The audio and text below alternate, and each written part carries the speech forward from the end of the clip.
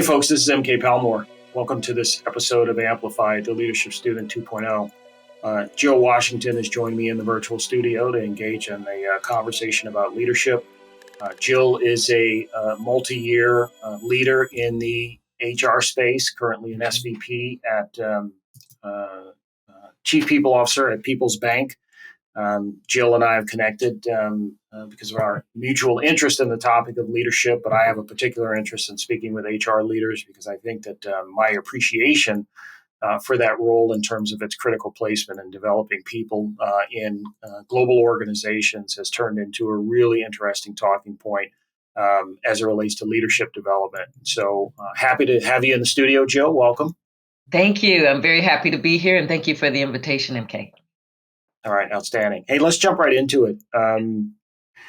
You've been leading now for some time. I like to sort of go back with some folks around their first recognition of the role that leadership might play in their own personal development, and maybe highlight some examples or a single example of where leadership stood out to you as not only an example of what you might strive to be, but maybe an example of how important it was in terms of your interactions with people. Do you have any singular examples in work or your personal life where leadership has played such a role that it was a recognition to you that this is something, a discipline worth concentrating on? Yes, I've seen leadership throughout my career, throughout life. I would say where I saw it first, or where it was most impactful to me. Actually, I'm going to kind of go personal in this case, and I'll say it's when I was in school. My undergraduate degree is from the University of Michigan, and I joined a sorority while I was there. And when I saw the president of the chapter leading the chapter, which sorority? People are going to want to know that. I'm a Delta Sigma Theta sorority. So now I've been in it for many, many years, and I pledged at the University of Michigan. That was impactful to me in many ways. I don't see any elephants in your. I know. I don't have any elephants on. I won't bring my keychain out now, but my keychain has the symbols, and I'm usually symboled down. But no elephants on me today, and none in the office either. So, but it's in my heart. 40 years of Delta, so it's in my heart, and I'm a legacy. My mother is a Delta as well. But I looked at the president of the chapter. And the reason why this was impactful to me is because this person was a student leader. This person, really, when we think about the time now, she was only like a year older, 2 years older, but had to make decisions that were going to influence how we appeared on that chapter, on that campus. Also had to make decisions that maybe were not not popular with the rest of the sorors in the chapter. And I realized, especially at that age, at that tender age, how difficult that was to have to make some decisions that were challenging. And the fact that person was strong enough to be able to do that really stood out to me and made me say, I don't necessarily want to have to make decisions that aren't popular, but I recognize that when it's all said and done, we want to be looked at and viewed as leaders on this campus. What do we need to do to best be viewed as that? And that was going to mean making some tough decisions at times. And I really admired the fact that this was a person who could do that, even despite the fact that peers were not necessarily in agreement. Yeah, I think peer leadership might be one of the most challenging scenarios that you can find yourself in. I certainly feel like throughout my career, getting into a good rhythm of leadership practice with your peers, it presents some of the deepest challenges because everybody has sort of their approach and their way of wanting to do business. And oftentimes you may not be in sync with others, especially on the peer level, that folks that you're expected to collaborate with. And that can be a super challenge. You bring up something though in your answer that I think is huge and very important. That is the nature of making decisions where not everybody's going to be happy with the decision making and the requirement for leaders to sort of have the courage to be able to stand in their decision making. How have you over time learn to be comfortable in your skin in that respect? Oh gosh, that has really been a challenging one for me because I am one who typically likes to be liked. I think that's how most people are, but the reality Mm-hmm. is that the decisions that have to be made are not going to be ones that are always ones that people like. I'll give an example of a very recent one, actually, and that's here at People's Bank. We have the Diversity, Equity, and Inclusion group, the DEIB, so belonging as well. And that group was running independent of the Culture Club. In fact, when I came on board, the diversity group had already been started. And then once I started with the organization, I created a Culture Club. We don't have, because of the size, we're a community bank, a smaller one, and we don't have infinity groups. So we don't have a Black group or Latino group or women's group. So to kind of make up for that, we have one group that was supposed to help the culture. So the unpopular decision that I made recently, and this was in conjunction with my CEO, in conversation with him, was to have the diversity group roll into the culture club. Okay. And it was a challenge because the the diversity group had really come to create a good reputation for themselves throughout the organization as being ones who were very active and engaged in activities. And they thought that being a part of the culture club would affect that. Right. So, and then there was the thought even of saying, listen, we don't want to go into politics or the times, but maybe we want to change the name of the group even. Well, when I tell you that the reactions to that were visceral, visceral Yeah. were the actions. It was not, wasn't popular, and a struggle personally because I am a person who is, I am a diverse person, and so I had the personal struggle as well. This is where leadership comes in as well. Sometimes compromises might have to be made to a certain extent. So in this case, team, name yourselves. And if the name is DEIB, we're going to keep it as DEIB and we're going to roll. However, we're still going to be a part of the culture club. And the part of the reason why we did that is because culture, diversity is a part of culture. It is part of Mm-hmm. what makes up culture.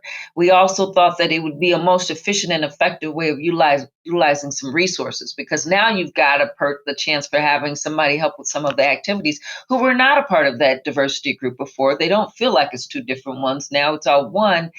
We've got to be more efficient with how we're working with our resources. So this will be a means of doing that. It was a challenge. Some people came around pretty quickly. We had a couple of people who dropped out. They didn't want to be a part of that. Right. But what I did was have continual conversations. And I said, what are we losing from doing this? And what are we gaining from doing this? And let's recognize what is really changing because that diversity group is still doing the very same activities they were doing before. It's just in a part of a different group. And when Yeah. some people recognized that, they were fine with it. Some just kind of stood on the fact that they wanted to be separate. And then some were a little bit more forgiving with it when we said, we'll keep the name. We won't even change the name. We're going to make it keep doing what we're doing, but just be a part of the group. So my lessons learned with that is that it's not always going to be the easiest, that you might lose some. Um, you might get some people to see where you're going with this by having conversations. And then you might have to make a little bit of a compromise as well. Yeah. So you brought up a couple of important points, one of which I want to touch on is this idea of the decision ultimately that you made around sort of incorporating this group into the overall culture club Yeah. means that you are now going to have to rebuild trust with some of the members of that group. Trust is a huge component of leadership. And I think that oftentimes folks that work for leaders question their decision making and trust can be eroded somewhat, and it's incumbent upon leaders to recognize that erosion of trust and the fact that you have to now make up ground trying to regain that. Can you help me understand a little bit around like your thoughts around like how effectively you think about, okay, I need to get these folks back into the fold regain trust somewhat, the exercise of doing that? Absolutely. Absolutely. Yeah. Trust is one of those show me state situations, as I call it. The trust will only come when they see that what I said or what we talked about really will come to fruition. So a case in point, when I said, this group will still do what they're doing before. Nothing will change in that regard, except for the fact that we might be able to get some more resources to help with some things. So the only way that could take place was by saying, okay, if we're going to do something, let them do something immediately. There was a thought of, and this happened a couple of months ago. So there was the thought of doing a Women's Equality Day event. And I said, you got to rock and roll. We got to do it. Let us do it. It will be under the name of DEIB committee. The only difference is that committee now sits in the Culture Club. I told you all we're still doing the activities we said we're going to do. So we've got to continue to do that. So some of it is just getting into action right away and showing that what you said really was going to happen. That's one thing. The other thing was just having conversations and having people understand what their roles were. Some did not want to have to go to some of the other Culture Club meetings. Didn't have to. That's okay. The person who was running the DEIB committee wasn't sure what her role was going to be.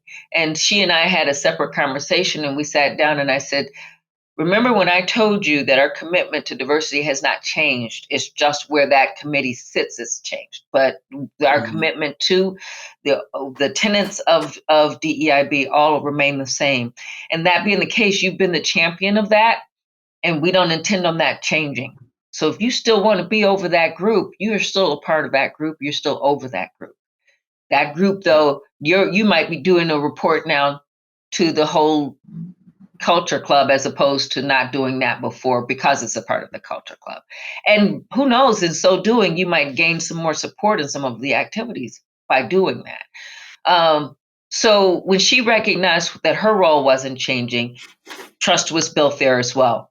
She's able to talk to some of the others where trust was built as well.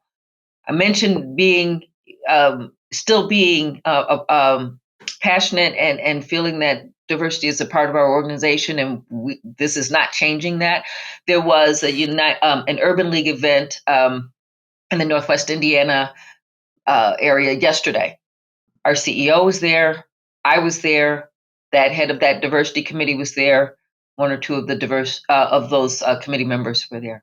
So they saw us in action, supporting something that was important.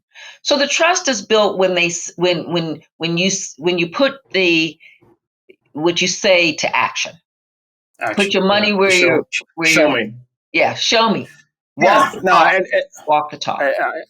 First of all, I want to applaud you and frankly the CEO as well for your commitment to this. And it sounds like you guys have gone through an exercise of diligence to sort of assuage the fears of the folks who are somewhat impacted by this. And actually, a couple of minutes ago, you used the phrase let's examine what we're losing and what we're gaining through this process. I think it's important to do those kinds of exercises so that people can level set on, this may look like a hit to the progress that we've made, but let's really look at what it is that we're going to be doing that's different. And like you said, sometimes you're going to lose some folks along the way there who just can't buy into the new vision or new concept, but hopefully they come back around eventually as well. I think oftentimes people misunderstand leaders and the either the implicit or explicit pressures that are coming from different angles, whether it's in a hierarchical structure external to the organization, and how those pressures then lead to different decision making. And I think it's worth noting that not everyone agrees with the decisions that leaders make, but maybe if you could talk a little bit about what it feels like to have to take into account, you can't operate in this fashion without some interaction with the CEO. It sounds like you and the CEO maybe have a level of trust that you've developed and a good understanding of each other's competencies and skills. Like that takes work on your part. You also have to answer the mail on external pressures. Maybe there's stuff coming from outside of the organization. Being a leader, being in a position to make decisions can be pressure filled. What do you think of that in terms of the responsibilities? Does that make you more inclined to want to lead or less inclined? I think it's all going to depend on your personality. There are times when and especially while we are a community bank, we have external pressures all the time, sometimes from the customers, sometimes from regulatory issues. And we ran into some situations like that recently where we had to make some decisions and do some activities that were not popular by any stretch of the imagination with the people who had to do them. But from a regulatory perspective, that's what we needed to do. Case in point, we're looking at being SOX, Sarbanes-Oxley, we're looking at doing more work around that, which means that there's some more controls that have to be in the place, which means that there are people who are doing activities more than what they really want to do. That's an external pressure that we have to fall in line with, and sometimes that can cause more pain for people. However, when it's the recognition that it has to be done because of protection ultimately of our industry, of people, and of those within the industry. As you know, Sarbanes-Oxley, we often say, yeah, we can thank Enron for that.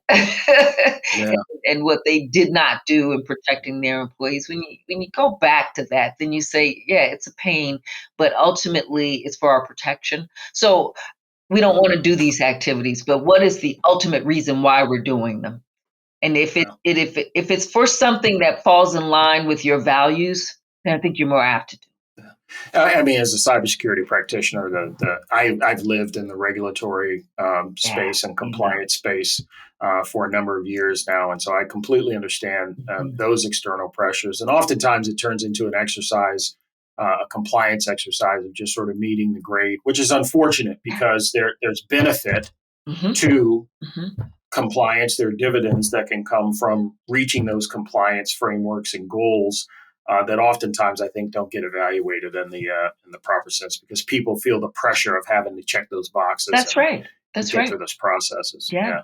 Because it's more boxes, it's more work, and they're thinking of what's within their control, and what's within their control has just been changed by something outside of their control. And that is very frustrating for some people. It does lead to more stress for some people.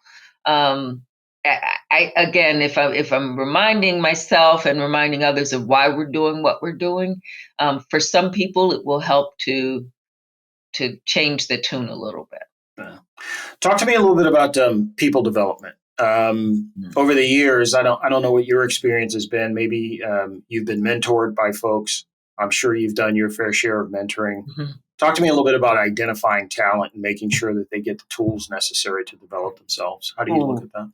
MK, let me tell you right now, if I had to look at some popular things within HR, and there are a number of things that are going on, what I am seeing with my own eyes is more emphasis on that talent management, and even more emphasis on the leadership development within the talent management that you're seeing.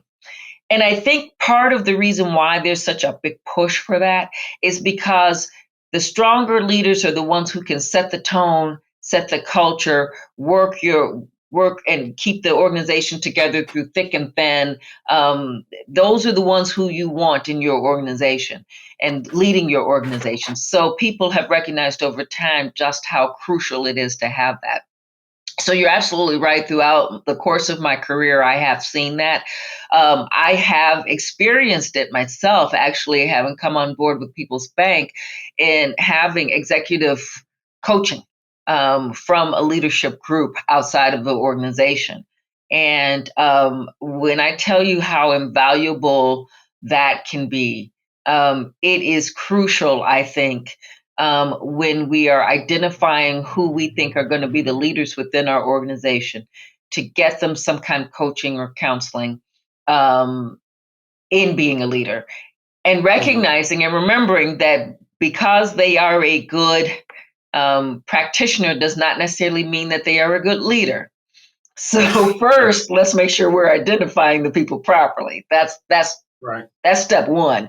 But then once we have identified those people, then getting that leadership training, be it skills, maybe skill sets for the job itself, be it different experiences. We have one who is, we've identified here as the successor to our chief operating officer, who has come into our organization with a lot of really good leadership experience operationally, but lacks some loan operations experience. So we are now having that group report into him, as well as a project management group. Kind of weird to do that in an organization, but when you're smaller, you can be a little nimble. So we can do something like that, but it gets him the exposure that he needs in order to be more successful in Right. once he succeeds as COO. So whether it's something like that, or whether it's going to be more so, how do you work with your group, especially when you've got different people within the group, and how do you bring out the best in those people? That's all that leadership training and leadership development. That's part of what is involved in that, and I think that's absolutely crucial in an organization. But you bring up the good point. You better identify the ones first and make sure you're doing that well. Yeah. Does leadership come up as a topic in your strategy meetings? Annually, as you and the other C-suite leaders are thinking about what needs to happen over the course of a year, does leader development come up in those conversations, or or do you feel like it's baked into the annual tempo?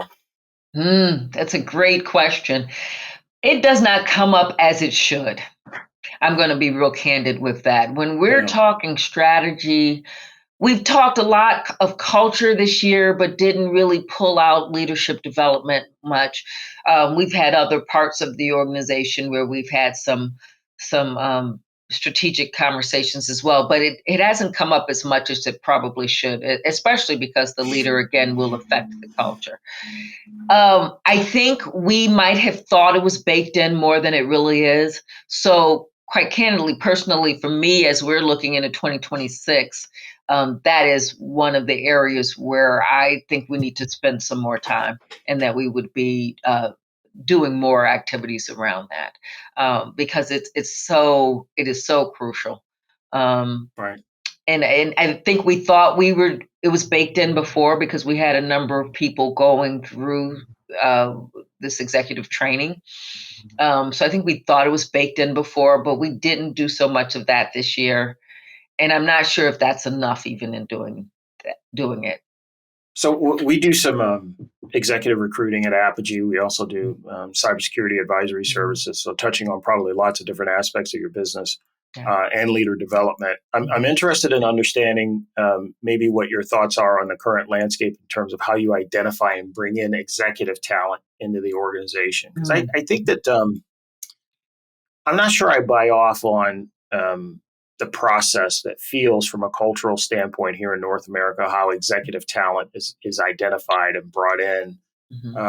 Any thoughts around how you see that? Do you feel like the system works largely, or maybe there's some tweaks that need, and I'm focusing particularly on, oftentimes I think there's a hyper focus on skills and background, and less so on leadership. And I think at those executive levels, it should kind of be reversed. And I don't know that there's a ton of time spent on identifying leaders as opposed to bringing in someone with a specific skill set and or talent. Yeah. So how do you look at that? How do you balance it? Yeah, that's a challenging one.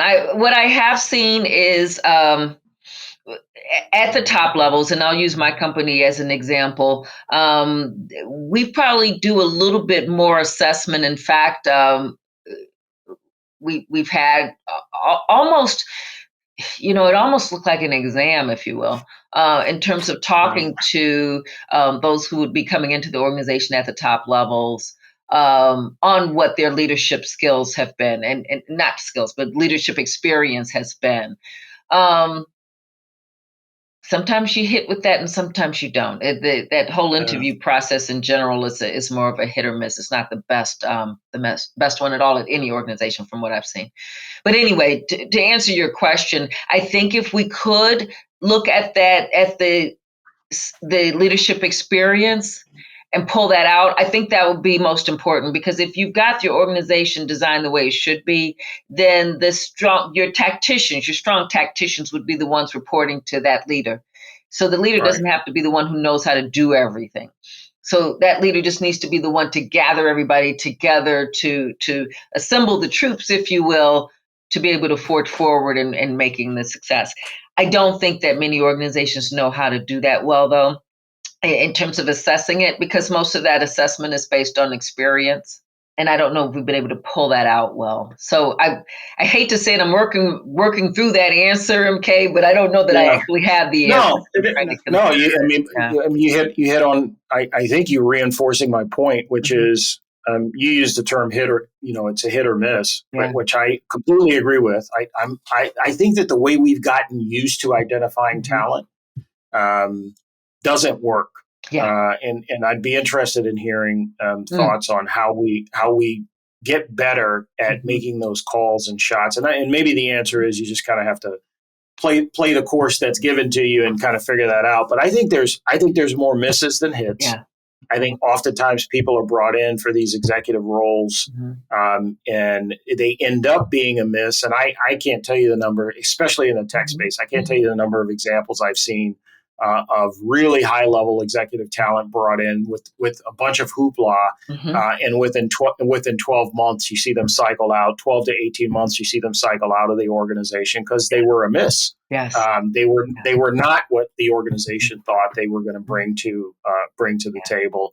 And I guess I see a lot of failing up. Which I think is a phenomenon, especially in the tech space. And I'm wondering if you see a very similar thing happen. I'm not, wishing anyone ill will, but failing up, I think is an interesting phenomenon. You see someone who really doesn't nail it or hit the mark in one role, and the next thing you know, they're taking over either a high or a similar role in a competitive organization. I don't know. It just seems very odd to me. Yeah. And it's a struggle. I do see that. It's a struggle. It's almost, I almost liken it to the Goldilocks situation, with the bed being too hot, too cold, just right. Yeah. It was the same Goldilocks, the same person, the same skill set, but the organization was too hot in one case, too cold in another case, just right in another case. And it's hard to be able to tell that. I think often because maybe the people don't know where they have their own weaknesses within that organization, to be able to ask someone how they could address those weaknesses. So when the person comes in and they try to lead through whatever weakness that organization has, they've never experienced it, so they end up failing there. And I think I'm simplifying that, but I think that's where I've seen some issues. It's just been hard at that level, where I've seen some organizations. In fact, my last one, Northern Trust, where I think they got around that a lot, was because when they brought people in, they didn't bring always, like, that's the CEO was never usually one who came from outside first. They might have come outside at one point, but they had them come through and work through some different levels first before they put them into a CEO role. And I'll use the case in point with the most recent one, Mike O'Grady, who is still there. When Mike came into that organization, he came in running finance. And then they had him run one of the businesses, because he'd never run the business, one of the business units, because he'd never run a business unit before. He'd never been in the business. He'd been a finance person. So they had him run that. And then he took over the CEO role. That's where I've seen it be the most effective. That's a truly interesting example. I like that, actually. Because in that case, you could see where there were hits or misses in that person's skill set. He got coaching, because he really got coaching from the prior from the most current and CEOs. And then what I will say they did really well with is, once he became the CEO, that former CEO was still his mentor. Yeah, stayed on as a mentor. So I think that's probably one of the best examples I've seen of that. And to say that there was turnover at that very top level was at Northern, we didn't see that. We didn't see that so much. Yeah. Currently, we had a similar situation, I guess you could say, even at my current role, because our CEO, Ben Bochnowski, had gotten the coaching and counseling from the prior CEO, but before that, he came in and was running some different parts of the organization. So he had a good view of some things before he moved up. I like that. I think I'm gonna pocket that example as maybe a best practice that might have some future in terms of recommendations we make to organizations. Yeah, I want to have a conversation about difficult and sort of non-transparent conversations. I shouldn't say non-transparent, but difficult conversations that you often have as a leader in order to get to the point where everyone feels and trusts that you can move to execution. Oftentimes, as a leader, you have to right size the ship, right size the effort by having difficult conversations with team members or folks do you have any particular approach that you've taken to having those difficult conversations and then making sure that there's enough trust to move forward so that people aren't harmed or hurt by those conversations so much that they just sort of collapse and then don't become productive? Because the only option other than to have those conversations is to avoid it and then have the employee ultimately not perform. And then you get to the point where you either want to put them on a PIP or they're going to be released because they're not performing. Any thoughts around like identifying problems and then getting in and making sure the employee understands, hey, we've identified this, but we also want to help you fix it. How do you look at those? Yeah, it is exactly what you just said, which was, we've identified something, we want to help you fix it. And that's where I've seen that be the most effective. It's going in there and making sure that person understands that we want to see some different outcome to what we're seeing right now. But where I've seen it be most effective is when we had thoughts and ways of how that could be resolved, as opposed to just kind of leaving it there and saying, fend for yourself in terms of figuring this out. When they recognized that the organization really was trying to provide some kind of support and guidance to them in terms of making that better, then those conversations tended to go, maybe at the moment they stung. So they didn't always go well at that beginning, but the persons who wanted to really kind of make that work usually will fall in line with that and try to follow suit with what was recommended for making the change. I've unfortunately seen, though, where that's backfired only in the sense that that person was not willing to make the recommended change right away, and in which case it spiraled. I've seen two cases where it spiraled, but there were Oh, go ahead. Yeah, I was just going to say it strikes me that people have a couple of different types of reactions to being told that they're maybe not performing at standard. One of those reactions is to completely reject it. Like reject it out of hand and say that your observation is incorrect and I'm doing what I'm supposed to be doing. And when they're not hearing the disparity or even willing to consider it, that oftentimes creates a bit of a barrier to correction. The other reaction, I think, is one that requires a little bit more maturity, which is you kind of sit in it and understand immediately that there's two views of what's transpiring, and the acceptance of the other view might have some validity, and that you not only want to hear it out, but you want to hear, okay, what corrective measures do I need to put into place? And then there's that sort of, all of that exists on a spectrum, and there's kind of all kinds of reactions in between. Ideally, you would love to have the person recognize that there's a disparity, and they're just like, okay, what can I do to perform better? It's a two-way street, though. It requires, again, this idea of trust, this idea of communication, being able to align on objectives. Some of that needs to be baked in, though, at various levels of the organization. Do you guys spend any time as an organization teaching your line leaders these concepts or talking about what it takes to right performance? Everything can't come to you as the chief, people officer. That's right. A Yeah. lot of this has to be handled by the line managers. And so do you guys spend any time making sure that leaders are equipped with the skills to do these kinds of things? We do. We do try to do that. We have some leadership training that we will do particularly at the mid management level, and slightly above where we can coach them on that a bit. I do find, and on my staff, I have an HR manager reporting to me who's very experienced in HR, and then I have an HR business partner as well on staff.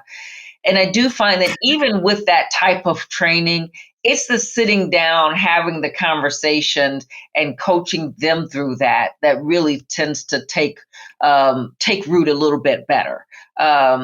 It's easy to do the training and kind of think, well, maybe that's me, maybe that's not me. But when we have a particular situation, and in fact, I had one earlier today.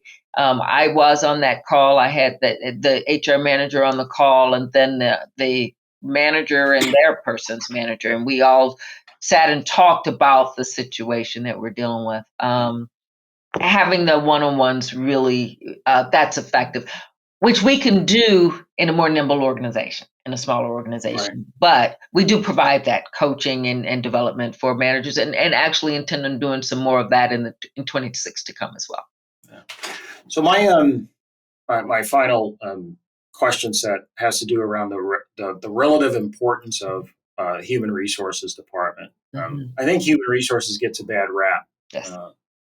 Quite frankly, from me and others, my appreciation for the difficulty level associated with the job, I think, has grown over time because it's so much about people.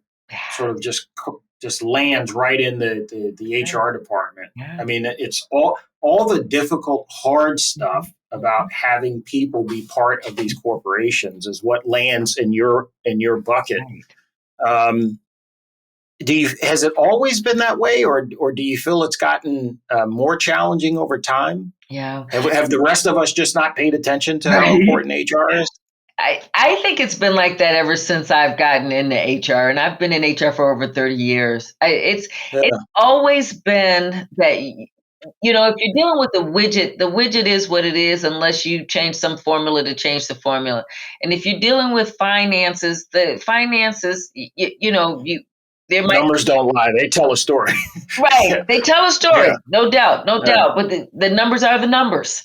And so you can't, unless you do something different to create different numbers, the numbers are the number. But people bring everything from home, everything from prior experiences, every type of angle that you deal with. They've always been like that, and they're the ones who make or break whatever else you're trying to do. So I've always experienced that. Where it might be a little bit more challenging, I'll say, is that there are some things over the course of time that have become more apparent that we have to be aware of, and so for some managers they find it to be a little bit challenging because we might have to provide some time off. Let me be real clear with it, especially as over time mental health issues have come forward and people recognize they need some more help with that. Then now you might have some people taking more time off than what they've had previously. That creates a frustration for the manager and from having to deal with that now. So it's that thing that I'm seeing. But frankly, those issues with mental health were occurring back then too. Yeah, We just didn't have always the present. protection for it at the time. Right. Yeah. So and what's been you described or use the term mental health, I would expand to even just employee wellness, right? Like yes, this idea that mm-hmm. I don't know, everything is not necessarily a mental health challenge, but certainly everything can be a wellness challenge, right? Mm-hmm. Just making sure that people feel like that they are optimized, whether it be the environment that they're working in, the people they're working with, their sense of whether or not they're able to contribute to the organization in an effective manner, and feeling the sense of belonging and all the stuff we've been struggling with. And it's interesting. I'm so tired of talking about COVID. But at the same time, and what an example from a societal standpoint of something that really has shifted and impacted the business world and our lives. And I think probably some for the better, and probably will for the foreseeable future. It really has. It's changed the way a lot of us operate and the way we do business and deal with one another. It's what a lesson to live through. When I tell you, well, in my tenure and being in HR, the one thing that has dramatically changed everything in corporate and how we do what we do, it is COVID. And if you go the step further, when there's some who want to pull back from some of those changes. Right. You can't unring a bell. I mean, we learned some things in that experience that have become truths or realities, and some people want to walk back just because it was like just because doesn't suffice as an answer any longer. Right. That's right. So what and I can see a little bit of both. So let me give an example. Here in Chicago. I live in Chicago, and we had a state of Illinois building in downtown Chicago, and it was a big, poorly structured building. And when I say poorly structured, it was poorly structured in that it was very inefficient. It was just a big hole in the middle of offices around. And so we often talked about how poorly that was. Anyway, that building had been deserted for a long time. And now Google has bought that building, and they are in that process of making major, major changes to the building. They are not spending the millions of dollars that they're spending to redo that building to have people working from home all the time. Their full intention is for those people to come back into this office. And they're doing it because they feel that it affects the culture more when a person is right there. And I've seen where there's the advantage of being able to just kind of pop in someone's office as opposed to trying to catch them on Teams. I get that. But that is where people are pushing back, because some are saying, hey, cool, but you saw how I operated while we were out for a while. Let me at least be hybrid. But again, I'm seeing some companies where they're saying, 5 days a week in here. That's what we're looking at. So it has changed. It's changed dramatically how we do business, how we operate, and there's a bit of a struggle now. Yeah, there's still a struggle. Yeah, and I think that if we're being smart about it, I think part of this is an examination of roles and responsibilities. I think a lot of this is going to boil down to role-based analysis of what works and what doesn't work. Absolutely. I will tell you from my experience. I have largely my entire career was government experience before coming into the private sector. That government experience was, if we don't see you, you're not working, which is which is very old school. Right. And the government still approaches stuff that way. So remote work was never a thing during my 32 plus years in the government. I discovered for myself, interestingly enough, especially at the executive level, that a lot of in the roles that I've been in, again, role based, depends on what the role is. Yes. That there should have been no requirement for me to be in the office. I was very travel based. I was required to travel to meet with clients face to face and that kind of thing, which I had no problem with. My team was a global team, so very largely dispersed. My peers were not in the same physical location as me.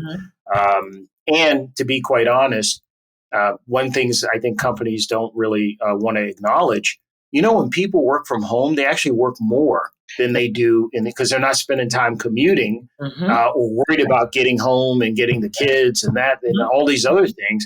People actually spend more time attached to their devices, which means you're actually getting more productivity out of them than you normally would. So I think there are some truths that everyone has to recognize. Certainly when I established my business here at Apogee, we're completely globally dispersed, completely remote. And I think that pre-pandemic, I could not have envisioned starting a consulting firm that I'm operating now, which is one that's completely dispersed. Like I always knew I was going to be a consultant, but the idea was, okay, I gotta rent space. I gotta, lease office. I gotta find people in my region to collaborate with, and so we could all see one another. And it just completely changed all of that. So I think we got a long way to go still in recognizing what that's going to look like for all of us. I have to see if I can find find the book. Somebody, McKinsey and Company interviewed someone who's written a book about how companies are missing the mark by not having their employees remote. Yeah. And I don't recall the name of the book or the author, but if you find that, please send it to me, because I have some definite opinions on this. Yeah. And I'd like to see more folks sort of get away from that's the way we did it in the past, so we have to go back to that. Absolutely. It doesn't work. Absolutely. I agree 100%. And there are many companies that are making it work. So. Yeah. Jill, I've thoroughly enjoyed this conversation, as I knew I would. I appreciate your insights on leadership, certainly your experience. And I, again, applaud you and your CEO for the approaches and diligence that you guys have taken to take care of your employees. Appreciate the conversation. Thanks for being on. Thank you. And I so appreciate the invitation. I want to tell anybody, if anybody wants to talk, as you can see, I'm an open book. I love talking about my experiences because they've been so rich. And I have my thoughts, and I'm well connected with other people. Feel free to reach out to me via LinkedIn. I think I'm under my government name, Jolanda Washington, on LinkedIn, Jolanda Reed Washington. So look for me there, and I'm happy to connect with you and have more conversations about leadership, because there's a lot that's involved in it, and there's a lot more opportunity we have for making it even better. So, outstanding. All right, folks, this is MK Palmore. Thanks for joining us on this episode of Amplified. We'll see you on the landscape. We'll see you next time. Thank you for listening to Amplified, the Leadership Student 2.0 podcast. If you're ready to elevate your personal leadership and drive your team's success, connect with Apogee Global RMS for custom coaching and development solutions.